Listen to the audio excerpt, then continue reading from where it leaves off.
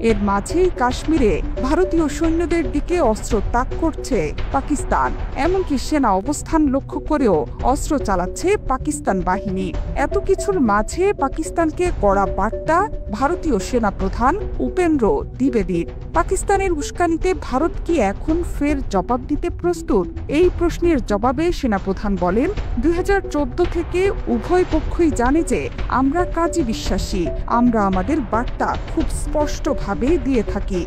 প্রয়োজন পড়লে আমরা আগ্রাসীও হতে পারি। তাহলে আমাদের যদি কেউ বাধ্য করে, তাহলে আমরা আমাদের বার্তা পৌঁছে দিতে আগ্রাসী হব।